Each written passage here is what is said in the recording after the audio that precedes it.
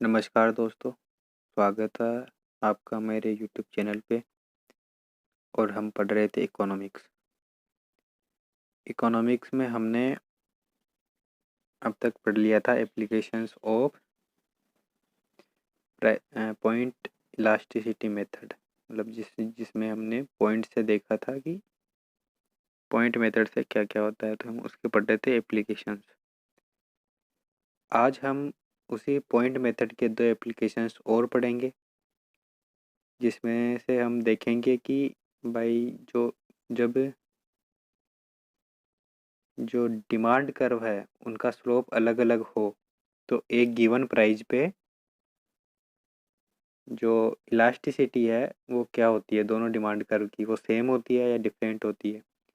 दूसरी चीज़ देखेंगे कि अगर डिमांड कर्व एक दूसरे के पैरेलल हो, यानी सेम स्लोप हो, तो एक गिवन प्राइस पे, यानी एक दी हुई कीमत पे, प्राइस पे जो इलास्टिसिटी है वो क्या सेम होती है या अलग अलग होती है।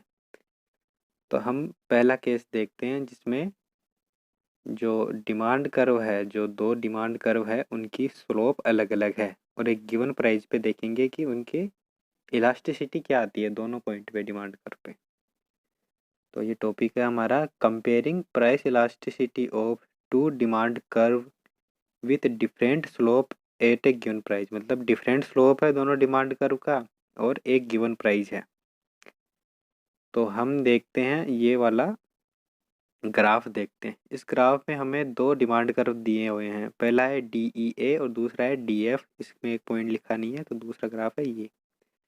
अब दोनों जो डिमांड कर्व है उनका स्लोप है अलग अलग। अब मुझे निकालनी है इन दोनों डिमांड कर्व पे इलास्टिसिटी। इलास्टिसिटी निकालने के लिए मैं एक प्राइस डिसाइड कर लेता हूँ। मान लेते हैं प्राइस है P। इस प्राइस P पे दोनों डिमांड कर्व पे दो एक लाइन खींच दी मैंने, जो कि इन दोनों डिमांड कर्व को पॉइंट E और पॉइंट F पे कट करती है। तो प्राइस बी पे अगर मैं देखूँ, पॉइंट एक तो E आ गया और एक F आ गया। अब मुझे पॉइंट E और F पे, क्योंकि जो डिमांड कर्व है इन पे दो पॉइंट हो गए, इन दोनों पे इलास्टिसिटी देखनी है कि इन दोनों पे इलास्टिसिटी सेम है या अलग अलग है। तो अपना वही कंसेप्ट है, lower part upon upper part. तो पहले मैं पॉइंट E पे प्राइस इलास्टिसिटी निकालता हूँ। तो पॉइंट E पे प्राइस इलास्टिसिटी हो जाएगी lower part upon upper part. Lower part हो गया EA, जो कि इक्विवेलेंट होता है OP के।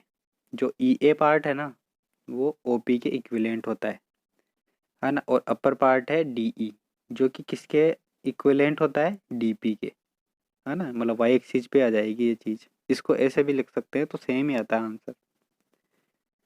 तो लोअर पार्ट हो गया EA और अपर पार्ट हो गया DE। तो इसको OP अपॉन PD कर देते हैं। तो price elasticity of demand on 8 point E हो जाएगी ED is equal to OP upon PD। अब इसी प्रकार से हम देखते हैं पॉइंट F पे। पॉइंट F पे लोअर पार्ट जो हो जाएगा वो हो जाएगा F और X एक्सिस तक जाएगा, है ना, लोअर पार्ट। फिर अपर पार्ट क्या हो जाएगा, FD। तो ये इक्विवेलेंट हो जाएगा इसके, FD है ना, जो तो हो जाएगा DP के, और F इसको पॉइंट B मान लो, तो FB किसके आ जाएगा, OP के इक्विवेलेंट। तो lower part upon upper part. तो इसी प्रकार पॉइंट F पे जो ED होगी वो हो जाएगी OP अपॉन PD। अब आप देखो पॉइंट E पे भी से वही इलास्टिसिटी है OP अपॉन PD, और पॉइंट F पे भी सेम इलास्टिसिटी है OP अपॉन PD। तो मतलब क्या हुआ, जब स्लोप डिफरेंट होता है दो डिमांड कर्व का, तो एक एक गिवन प्राइस पे, है ना, एक ही प्राइस पर उन दोनों का जो इलास्टिसिटी होती है वो सेम होती है ना। तो यही चीज़ यहाँ पे लिखी हुई है कि इससे कंक्लूजन निकलता है कि भाई ED जो पॉइंट E पे है वो हो जाएगा ED is equal two point F पे। या इसको A पॉइंट B करो तो ED जो A पॉइंट पर है ED is equal to B। तो इसी प्रकार से ED is same at different slopes. मतलब प्राइस इलास्टिसिटी है ना, जब डिफरेंट स्लोप्स होते हैं ना तो सेम होती है।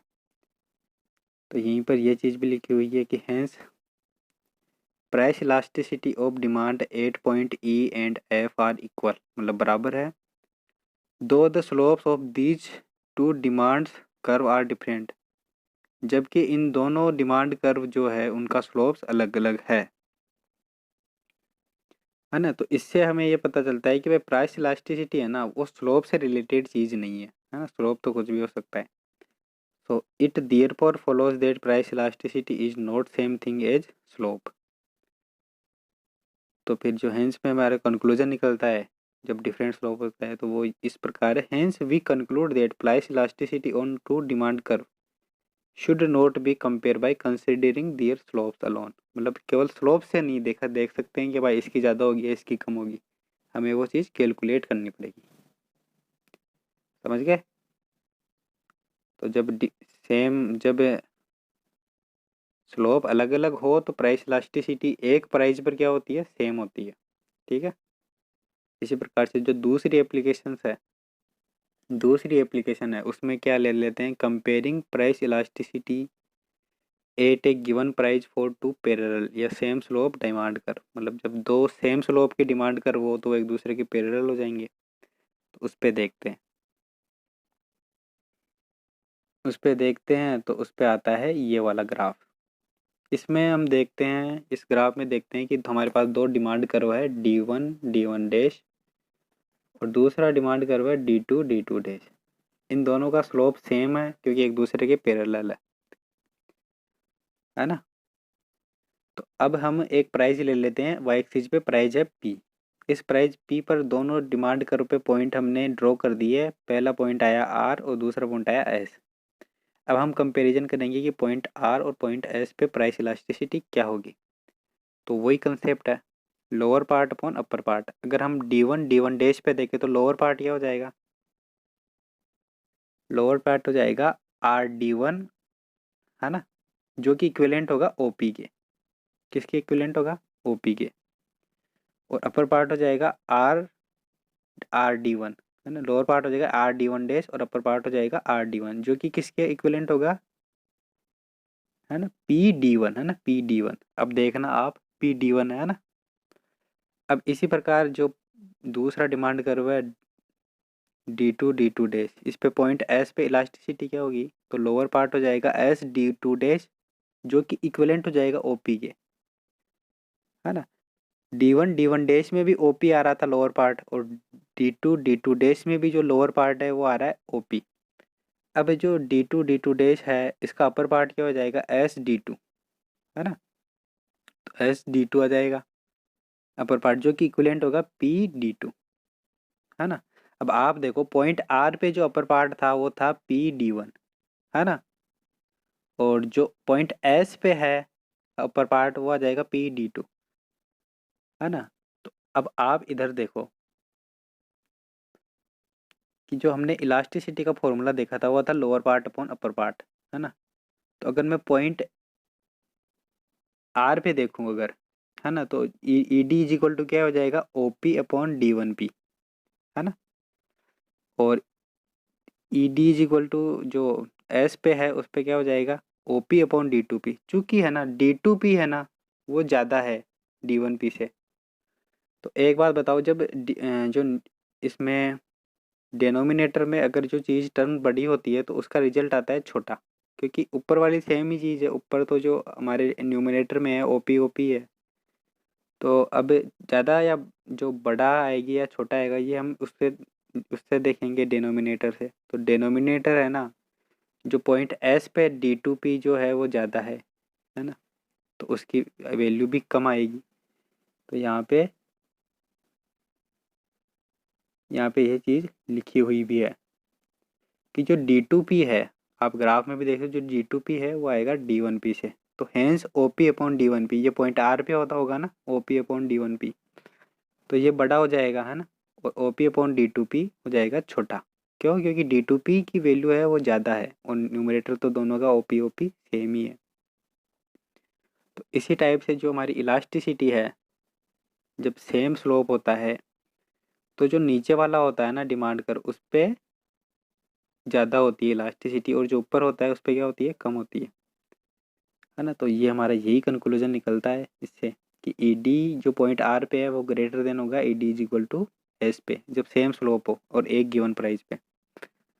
तो इसी से निकालते हैं हम conclusion, hence at equal price, मतलब इक्वल प्राइस P पर price elasticity is different on two parallel demand curve. जो प्राइस इलास्टिसिटी है वो डिफरेंट होती है दो अलग अलग जो पैरेलल डिमांड कर्व होते हैं ना, अलग अलग, उन पे।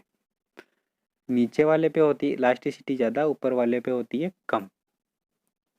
तो आज के वीडियो में हमने यही देखा। पहली चीज़ तो ये देखी कि भाई जब सेम स्लोप होता है ना तो इलास्टिसिटी अलग अलग होती है। नीचे वाले पे जो डिमांड कर्व होता है उसकी ज़्यादा होती है और ऊपर वाले की कम होती है। और दूसरी चीज़ हमने ये देखी कि जब डिमांड कर्व जो डिमांड कर्व है उनका जब स्लोप अलग अलग होता है तो इलास्टिसिटी होती है सेम। मतलब पैरेलल हो तो डिफरेंट, और जब स्लोप डिफरेंट हो तो इलास्टिसिटी सेम हो जाती है। आज के वीडियो में हम इतना ही करते हैं और कल से हम पढ़ेंगे arc elasticity of demand method, है ना, आर्क इलास्टिसिटी से कैसे निकालते हैं। धन्यवाद। जय हिंद। राम राम सा।